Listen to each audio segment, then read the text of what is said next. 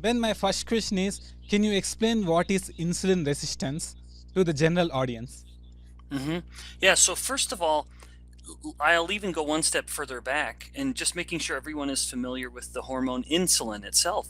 Insulin is a hormone that we're making from our pancreas all the time, unless a person is a type 1 diabetic.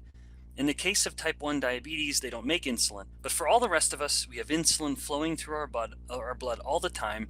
And the main action of insulin is to control blood glucose. When we eat a starchy, sugary meal, blood glucose starts to go up. If it stays up for too long, that's dangerous. So insulin comes up and it helps the glucose come back down by pushing the glucose into different cells and out of the blood. So that's insulin's main action. However, insulin has an action at every cell in the body. That's so important to understand why insulin resistance matters so much, because every single cell can respond to insulin, and insulin will tell every cell to do something, and it will be something different at each cell.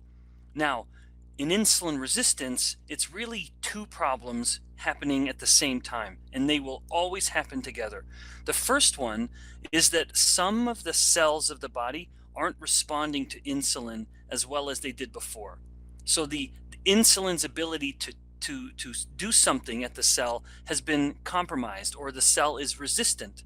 And so that is the insulin resistance part of what we call insulin resistance. But this is really a problem that is like a coin, and there's two sides to this coin that we call insulin resistance. I just described one of them.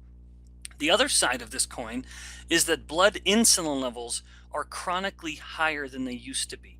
So every moment of the day, sleeping or awake, insulin is elevated much higher than what it used to be.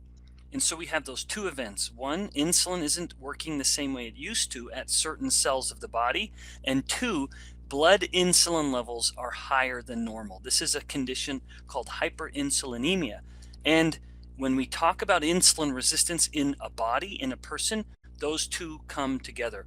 And in fact, that last point is very relevant. The elevated insulin, the average person in India has fasting insulin levels that are almost twice as high as the average person in the United States. That is a very big problem, and that is why India needs to hear what you and I are talking about right now. Yes, yes, subscribe to BNS Goku Great.